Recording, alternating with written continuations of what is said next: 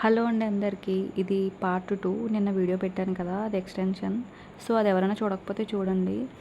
మనం డైరెక్ట్ ఆ స్వామిని ఇంటికి తెచ్చి అభిషేకం చేసి తీసుకెళ్ళి పూజ చేసే అంత అవకాశం ఎవరికుంటుందండి. సో, చాలా లక్ అనే చెప్పాలి. సో, చూస్తున్నారు కదా! స్వామిని తీసుకొచ్చి ఇంట్లో వాళ్ళందరూ పిల్లలతో సహా అభిషేకం చేసి ఆ వాటర్ నెత్తిన చల్లుకోవాలండి. నెక్స్ట్ వచ్చిన స్వాములందరికీ కాళ్ళు కడిగి ఆహ్వానించాలి. నెక్స్ట్ మనం వాళ్ళు తీసుకొచ్చిన స్వామిని పైకి పూజ గదిలోకి తీసుకెళ్ళి పూజ అనేది స్టార్ట్ చేస్తారండి. పూజ అంతా స్టార్ట్ అయిన తర్వాత నెక్స్ట్ భోజనం అనేది స్టార్ట్ చేస్తారు.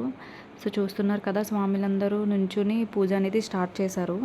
కొంచెం సేపు భజన కూడా చేశారండి. అవన్నీ అయిన తర్వాత దీపారాధన చేసి స్వామికి హారతి కర్పూరం చూపించి మనం ఏమైనా మొక్కుకోవాలంటే అవన్నీ మొక్కుకుని స్వామిని లోపల నుంచి డోర్ క్లోజ్ చేయాలండి ప్రసాదం పెట్టిన తర్వాత. నెక్స్ట్ ఆ పూజ నుండి కిందకి వచ్చిన తర్వాత ఈ ప్రసాదం అనేది స్వాములు స్వీకరిస్తారు. సో, స్పెషల్స్ అనేవి చూసేయండి.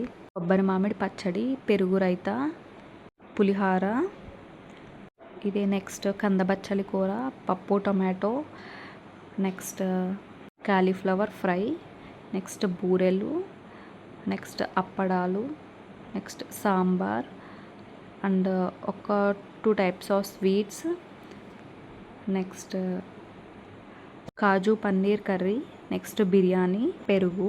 డైరెక్ట్ భజన వీడియో కావాలంటే కామెంట్ చేయండి, షేర్ చేస్తాను.